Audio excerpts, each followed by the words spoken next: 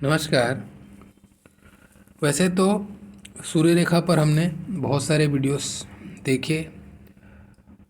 कम से कम 8-9 या उससे भी ज़्यादा मैंने सूर्य रेखा पे एपिसोड्स दिए थे आपको।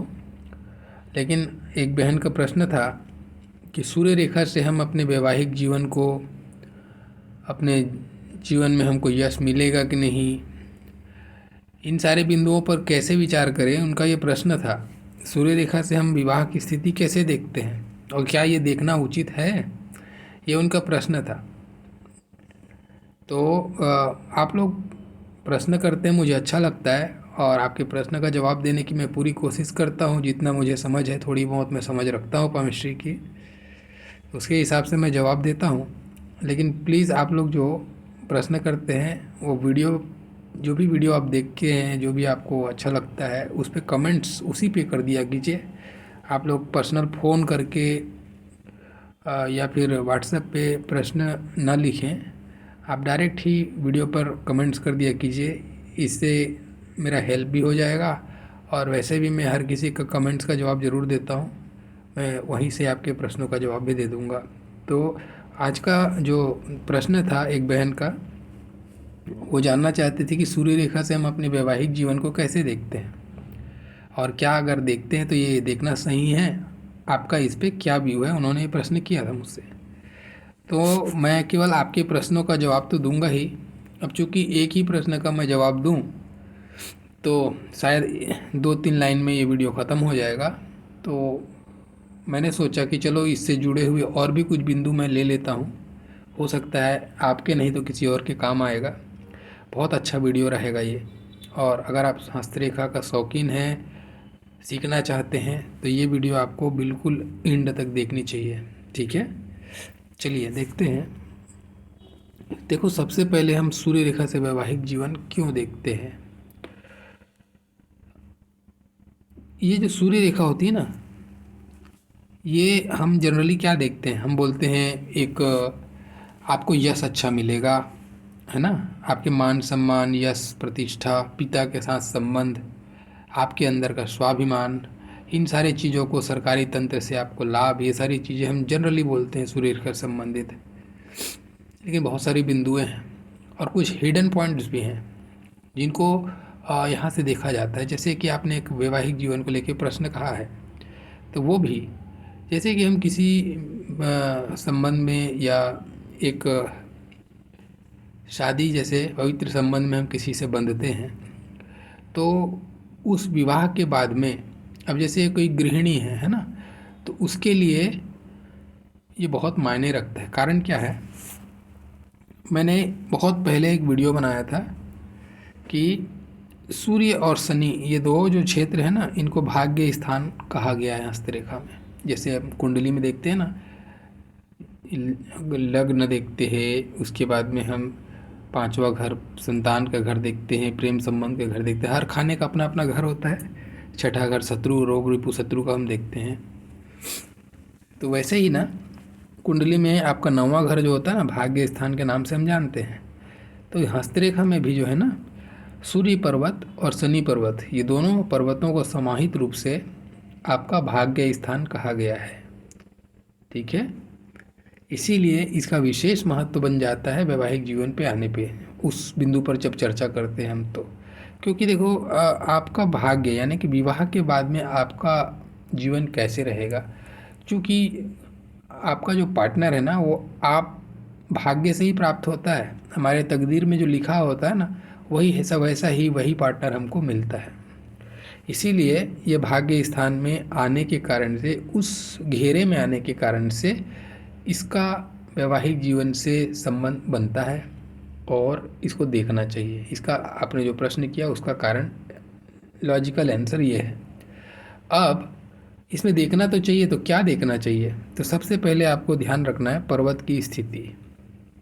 ठीक है, पर्वत की स्थिति अच्छी होनी चाहिए, पर्वत अच्छा होना चाहिए आपका। अगर आपका पर्वत खराब है, सूर्य का पर्वत दबा हुआ, कभी भी सूर्य का पर्वत जब दब जाए ना, तो ऐसे इंसान के अंदर में कितना भी प्रयत्न कर ले, इसको अपने जीवन में यश नहीं मिलता। ये तो हो गई नॉर्मल बात।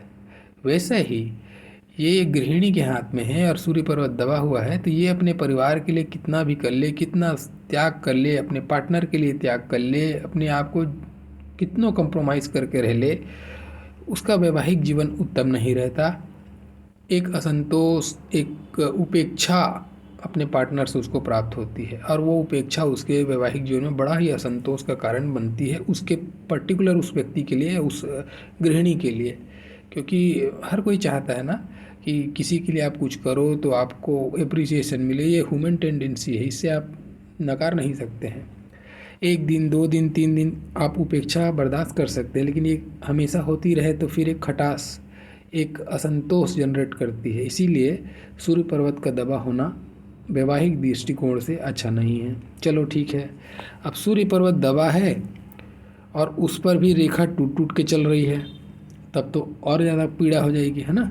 तब ऐसे लोगों का हो सकता है, ये सब केवल एक रेखा को देख के हम नहीं जज कर सकते, लेकिन फिर भी मैं एक रेखा पे अगर भविष्यवाणी करना है तो आप ये ज़रूर समझ सकते हैं, अगर पर्वत दबा है और सूर्य की रेखा टूटी हुई है, या सूर्य का पर्वत दबा हुआ है और सूर्य की रेखा तो सही है लेकिन उसको बहुत काट लग रहे हैं, बहुत सारे कट लग रहे हैं, ठीक है, इस टाइप की स्थिति।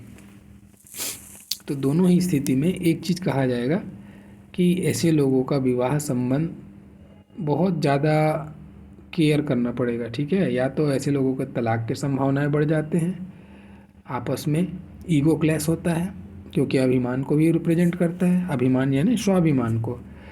तो हमेशा कुछ ना कुछ ऐसी परिस्थितियां बनती रहती हैं कि आदमी का स्वाभिमान पे बात आने लगता है, आदमी अपने स्वाभिमान से कंप्रोमाइज़ नहीं कर पाता है, या उसको हमेशा वो एक ठेस लगते रहती है अपने पार्टनर से, अपने स्वाभिमान को लेकर, ठीक है। तो इन सारी स्थितियों में क्या है, एक वैमनस्य, एक मतभेद, एक प्रकार का मन में जो है ना द्वेष उत्पन्न होते रहता है, जिसके कारण से वैवाहिक जीवन में तकलीफ़ें बढ़ती हैं। ये तकलीफ़ें और भी भयावह रूप ले सकती हैं अगर आपका गुरु का पर्वत भी खराब है। जो गृहस्थ को संभालने वाला पर्वत है कौन सा है, गुरु है पहला, दूसरा शुक्र है ना। अगर ये दोनों चीज़ें और ख़राब हैं आपकी, या फिर आपकी भाग्य रेखा ही बहुत ख़राब है, तो और भी ज़्यादा स्थितियाँ, मतलब नेगेटिव पॉइंट्स अगर हाथ में ज़्यादा दिखाई दे रहे हैं आपको, तो फिर ये तलाक तक की नौबत ला देती है वैवाहिक जीवन के दृष्टिकोण से। ये आपका पूरा तरीके से आंसर हुआ। ये तो हो गया वैवाहिक जीवन की बात है। अब इसके अलावा भी जो और मैं बिंदु बताने वाला था वो ध्यान से सुनिएगा, सबके लिए काम आएगा, जो जॉब करते हैं, जो व्यवसाय करते हैं, उनके सबके लिए। देखिए, अगर आपकी रेखा टूटी हुई है, इसका मतलब क्या होता है, जब हम देखते हैं ना किसी के हाथ में सीधी रेखा है, सूर्य का पर्वत अभी थोड़ी देर के लिए हम कंसीडर करते हैं, ठीक है, सामान्य है या अच्छा पर्वत है, ठीक है। रेखा अगर सीधी खड़ी है तो हम ये बोलते हैं कि व्यक्ति या तो व्यवसाय करे या जॉब करे, जो भी अर्निंग सोर्स में जुड़ेगा उस अर्निंग सोर्स में एक कंटिन्यूटी रहेगी, एक ठहराव रहेगा, एक स्थायित्व दिखेगी। स्टेबिलिटी को बताता है सीधी रेखा। जैसे कि हम जनरली बोलते हैं ना, सीधी रेखा है सूर्य की रेखा, तो वो आदमी गवर्नमेंट जॉब करेगा। कहने का मतलब क्या है, ऐसा जॉब करेगा जहाँ पे उसके जॉब टूटने के या रुकने के कोई चांसेस नहीं है, वो सुकून से नौकरी करेगा। इसीलिए इसको सरकारी नौकरी से जोड़ के देखा जाता है, ठीक है, अगर सीधी रेखा है तो। और अगर मानते हैं यही रेखा टूट रही है, ठीक है, रेखा टूट टूट के चल रही है, या फिर रेखा कट रही है बार बार, ठीक है, या फिर रेखा एकदम शाखित होकर के चल रही है, ऐसा शाखा शाखा निकल के चल रही है, ये सारी जो स्थितियां हैं ना, ये ख़राब स्थितियां कहलाती हैं, ठीक है। तो इस टाइप की स्थितियों में क्या होती है, अब ये बंदा, अच्छा अभी ये बड़ा इंटरेस्टिंग पॉइंट आ गया, अभी टूट टूट के चल रहा है, पहले इस पर चर्चा करते हैं। इसका मतलब क्या हुआ, अब ऐसा बंदा क्या बेरोजगार रहेगा, क्या उसके जीवन में तकलीफ़ें बढ़ जाएंगी? ऐसा नहीं है, ऐसा नहीं है, लेकिन ऐसा भी है, ठीक है। अब देखो क्या होता है, इसका फल हमको लॉजिकल वे में समझना है। आपने देखा कि धारा का प्रवाह बार बार बाधित हो रहा है, रेखा कंटिन्यू नहीं है। इसका मतलब ऐसा व्यक्ति बार बार जॉब चेंज करेगा। तो ये कोई प्राइवेट सेक्टर में हो सकता है, आजकल का ट्रेंड है, एक जॉब छोड़ के दूसरा जॉब स्विच करो, दूसरा जॉब छोड़ के तीसरा जॉब स्विच करो, है ना। ये उस स्थिति के लिए तो फिर अच्छी बात हो गई। हाँ, लेकिन ये ज़रूर है कि ये गवर्नमेंट जॉब नहीं कर सकता, ये बंदा गवर्नमेंट जॉब मुश्किल है इसको, ठीक है ना। क्यों? क्योंकि एक स्टेबल नौकरी नहीं है इसकी, एक ही स्थिति बनी। अब मान लेते हैं ये पर्वत दबा हुआ है और उसमें ये स्थिति है, तब तब ये बंदा गवर्नमेंट जॉब करे, ये सॉरी प्राइवेट जॉब भी अगर करता है, तब ये स्थितियां अब ऐसी नहीं होंगी कि वो अपने से छोड़ेगा। तब ये ऐसी परिस्थितियां इसके साथ जनरेट होंगी, क्योंकि पर्वत नेगेटिव है तो नेगेटिव रिजल्ट आएगा, ठीक है। तब ऐसी परिस्थितियां इसके साथ जनरेट होंगी कि इसको बार बार नौकरी छोड़ना पड़ेगा या नौकरी छूट जाएगी। यह व्यवसाय करता है तो एक व्यवसाय चालू किया नहीं कि उसमें बाधा, फिर दूसरा व्यवसाय चालू किया उसमें बाधा। ये देखो, ये जो है ना, ऐसी रेखाओं का, पर्वत दबा हुआ में रेखाओं का टूटना, ये अपने आप में एक अशुभता है, अपने आप में संघर्ष है, अपने आप में दुर्योग है, ठीक है। आपके अच्छे योगों को खराब करने वाली स्थिति है, क्योंकि ये भाग्यहीनता है, ये भाग्य स्थान है और भाग्य स्थान खंडित हो तो भाग्य शून्यता या भाग्यहीनता को ही प्रदर्शित करती है। एक चीज़ हो गया, ठीक है। अब देखिए, चूँकि हम सूर्य को पिता का कारक भी बोलते हैं सूर्य आपके पिता का कारक है, बोलते हैं ना। इसका मतलब क्या हुआ, अगर मान लेते हैं ये सूर्य की रेखा है, ठीक है, तो सूर्य की रेखा अगर सीधी है तब तो अच्छी बात हो गई। अभी मान लेते हैं ये कट रही है, बार बार बहुत सारी जगह से रेखाएं कट रही है, तो रेखा हो गई क्या, दूषित। और धारा के प्रवाह में क्या हो रहा है, बार बार बाधा आना। एक सेंस निकल रहा है यहाँ से, दूसरा सेंस इसी को तोड़ दो। अब रेखा टूट टूट के चल रही है, दोनों में एक ही कंडीशन हो गया, दोनों में फल एक आएंगे। अब ये क्या होता है, क्योंकि पिता का कारक भी है ना, इसीलिए हम हस्तरेखा में पितृदोष को भी यहाँ से देखते हैं। सूर्य की रेखा से भी पितृदोष देखा जाता है, क्योंकि पिता का कारक है ये। अब होता है, अगर रेखाएं टूट टूट के चल रही हैं तो ये पितृदोष का लक्षण है, ठीक है। अब अगर पर्वत भी दबा है और रेखा भी टूटी हुई है, पर्वत भी दबा हुआ है और रेखा भी टूटी हुई है, तो ये प्रबल पितृदोष का कारक बनेगा। फिर ये इंसान जीवन भर संघर्ष करता है, आए दिन परिवार में, उसके कुटुंब में या उसके पर्सनल लेवल पे परेशानियां एक ख़त्म हुई नहीं कि दूसरी आती रहती हैं, और वो ज़िंदगी भर संघर्ष करते रहता है। धन आता है तो रुकता नहीं या फिर आता ही नहीं है। तो ये धन के संघर्ष, मान सम्मान में अपमानित जीवन, दूसरों से हमेशा उपेक्षा मिलना, कितना भी प्रयत्न करे लेकिन उसको यश नहीं मिलना बल्कि उपेक्षा मिल जाए, ये सारी चीज़ें ये यहाँ पे दिखाती हैं। तो ये पितृदोष को भी बताता है। जब ऐसी रेखा हो ना, तो ये पितृदोष की तरफ में भी इशारा देता है। तो इसके लिए क्या करना चाहिए, देखिए, इसके पहले चीज़ तो अपने सूर्य को मजबूत करना चाहिए, ठीक है। और अपने कभी भी जब पूजा आप करते हैं, जो भी भगवान की पूजा करते हैं, जो भी आपका धर्म होगा, तो मैं आपको बहुत सारा पंडित वाला नियम नहीं बताऊंगा कि ये कर लो वो कर लो, है ना। मैं आपको सिंपल सा बोल रहा हूँ, आप अपने पूजा के समय में अपने पितरों को भी याद करिए, उनको भी माफ़ी मांगिए, प्रणाम कीजिए, जो भी है ना, उनसे अपने दिल की बात रखिए पूजा के समय में। वो भी एक देव हैं, पितृदेव बोलते हैं हम, है ना, तो वो भी एक देव स्वरूप हो जाते हैं, तो उनका आशीर्वाद है ना बहुत काम आता है। तो इसको समाहित कीजिए अपने जीवन में, और आप देखिए इसको कुछ ना कुछ पॉजिटिव रिजल्ट आपको ज़रूर आएगा, ठीक है। ऐसा आप करके देखिए, प्रैक्टिकल में बता रहा हूँ। तो ये हो गया उस एंगल से, पितृदोष के एंगल से इसको देख सकते हो। यही स्थिति सेम अगर सीधी रेखा है लेकिन कट रही बार बार ना, तो वो भी समझना है आपको। पितृदोष प्रबल कब बनता है, जब पर्वत भी दबा हो और उस पर रेखा भी खराब हो, तो ये प्रबल पितृदोष की तरफ में लक्षण देता है। अब पितृदोष से संबंधित बात है ना, तो एक और पॉइंट बता दूं मैं, क्योंकि भाग्य स्थान की चर्चा हम कर रहे हैं आज। अगर आपकी, बहुत लोगों के हाथ में देखने को मिलती है कि जीवन रेखा, सॉरी भाग्य रेखा आपकी लहरदार चल रही है, बिल्कुल सांप के जैसे लहर के चल रही है। देखो, ये अच्छी स्थिति नहीं होती। जीवन पूरी लहर के जैसे चलती है, एक दिन सुख आया नहीं कि फिर दुख आया, फिर सुख आया नहीं कि दुख आया, परेशान हो जाता है इंसान। ये दुर्योग है, ठीक है। अब दुर्योग तो है ही है, और साथ में क्योंकि भाग्य स्थान है, तो अब हमारा भाग्य हमारे पूर्वजों पे बहुत डिपेंड करता है, ठीक है। तो ऐसे लोगों को पैतृक संपत्ति तो एक तो मिलती नहीं, और मिलती है तो नुकसान का हो जाता है, एक ही स्थिति बनती है। ये भी अगर ऐसी स्थिति है ना, तो समझो कि आपके कुंडली में या आपके हाथ में, जैसा भी बोलो, जो भी साइंस से आपको समझना है, ये पितृदोष है। और उसके कारण से आपका जीवन संघर्ष में बीत रहा है। उसी के कारण से आपके परिवार में मतभेद होता है, भाई भाई का नहीं बनता है, माता पिता का नहीं बनता है, आपका पिता के साथ नहीं बनता है, आपका भाई के साथ नहीं बनता है। ये जो रिश्तों में दरार तकलीफ़ें हैं, दुनिया भर की रोग फैमिली में वन बाय वन चले, लंबे समय तक चले, कोई किसी को वंशानुगत बीमारी हो जाए, असाध्य रोग हो जाए, ये जो चीज़ें हैं ना इसके कारण से होती है। पितृदोष, ये सब पितृदोष के कारण से होता है। तो ये भी एक लक्षण है पितृदोष का। ठीक है, चलो हम आज तो चर्चा हम सूर्य की कर रहे हैं। एक और बताता हूँ। अभी मान लेते हैं आपके हाथ में सूर्य रेखा है और ऐसी स्थिति है जैसे मैंने बनाया, मतलब इसका जो मुंह है ना आप देखेंगे तो किधर जा रहा है, शुक्र के तरफ में।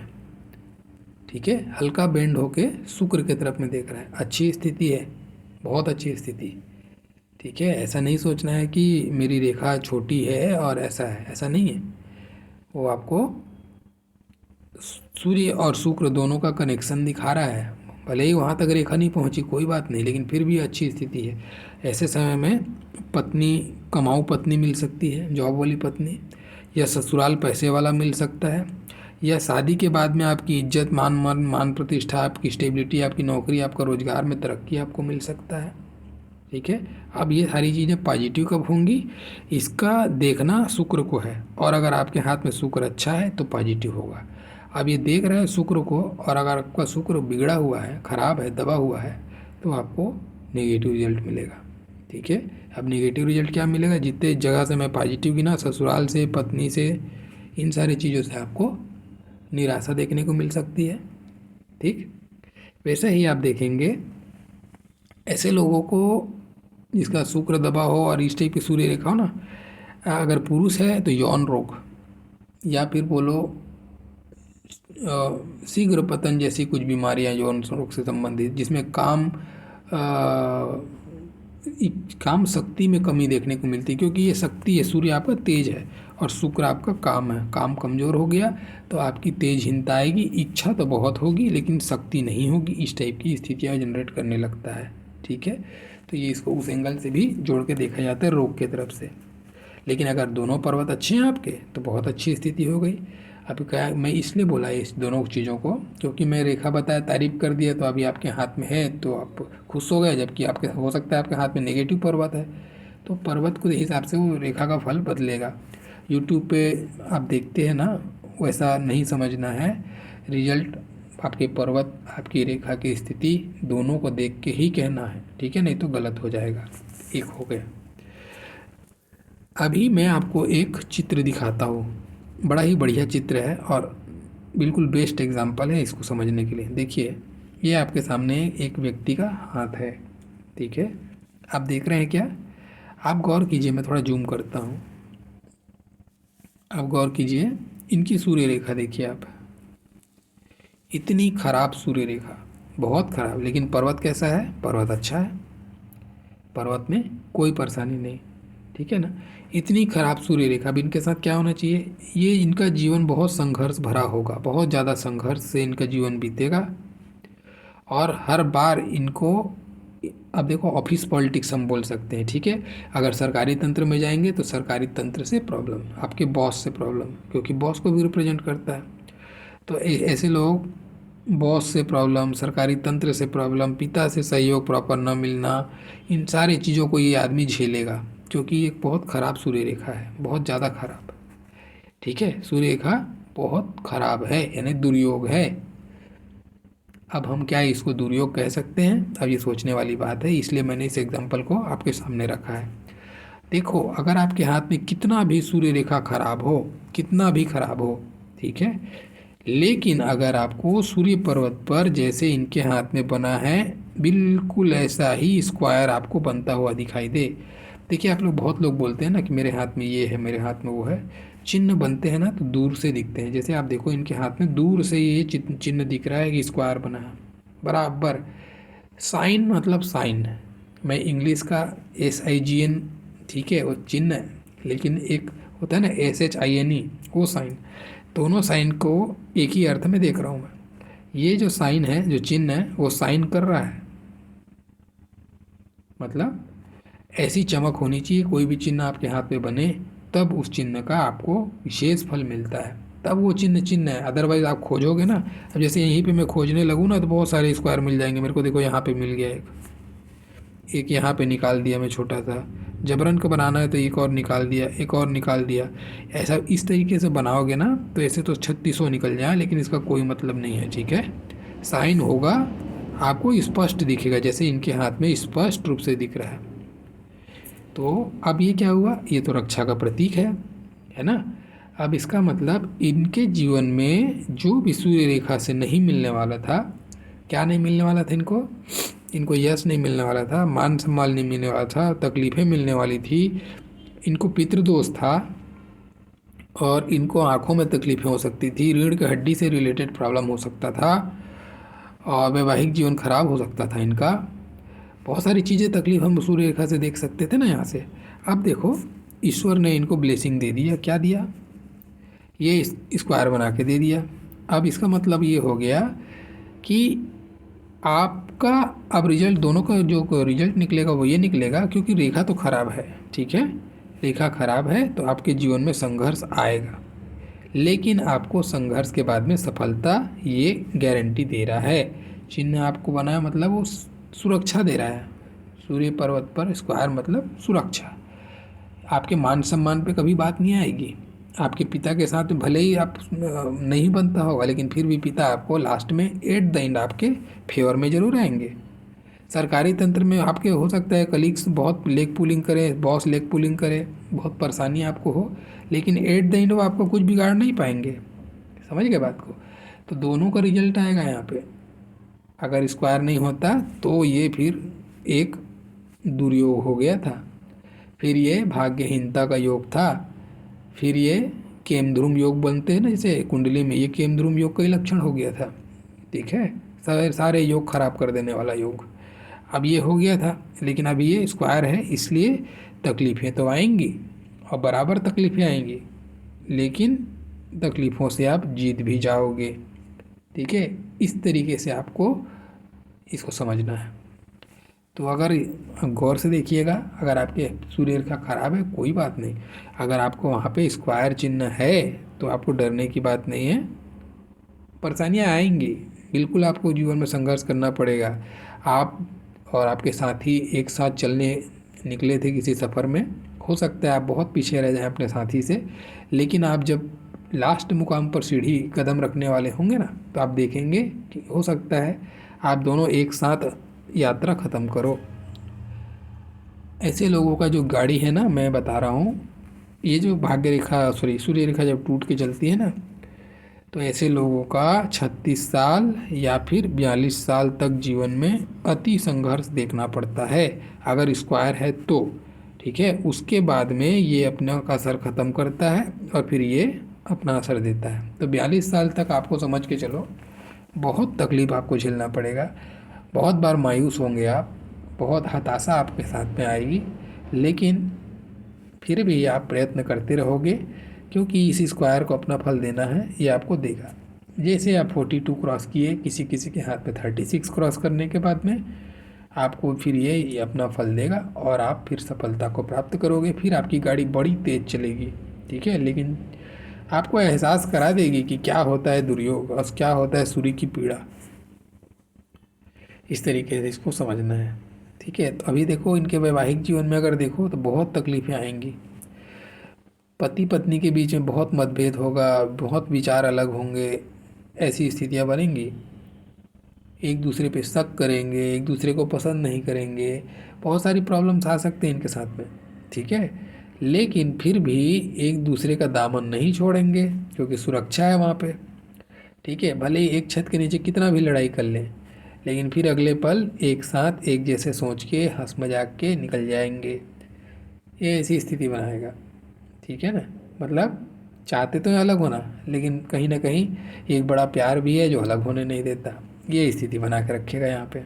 तो वैवाहिक जीवन में इस टाइप का फल देखना है। तो आपने प्रश्न किया था, जो बहन ने प्रश्न किया था, उनके प्रश्न का जवाब भी इसी टाइप से मिल रहा है। तो अगर आपके में देखो बहन, अगर आपके हाथ में ऐसा है कि सूर्य रेखा बहुत ख़राब है, कोई बात नहीं, आपके में अगर स्क्वायर बना हुआ है तो आप निश्चित रूप से समझो आप समय के साथ बहते रहो, समय सब चीज़ ठीक करेगा। लेकिन अगर स्क्वायर नहीं बना है तो चिंता की बात है।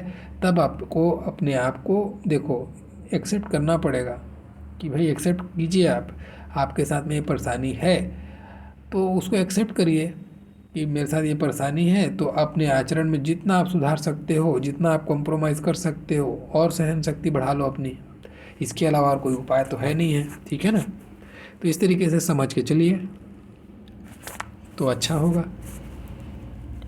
तो ये था कुछ सूर्य रेखा से संबंधित बात जो मुझे लगा कि ये बहुत इम्पोर्टेंट बिंदु है। कई लोग बहुत अलग अलग प्रश्न करते हैं सूर्य रेखा से रिलेटेड, और भी अगर किसी को इससे डिटेल जानना होगा तो सूर्य रेखा से मेरे को लगता है मैंने 10-11 वीडियो बनाया है इस पर, सूर्य रेखा पर अलग अलग एपिसोड, भाग 1 भाग 2 करके मैंने बहुत वीडियो बनाया। मतलब 12 के आसपास वीडियो बनाया होंगे, मुझे याद नहीं है। आप उसको भी देख सकते हो, बड़ी डिटेल से मैंने चर्चा की है एक एक चीज़ पर, ठीक है।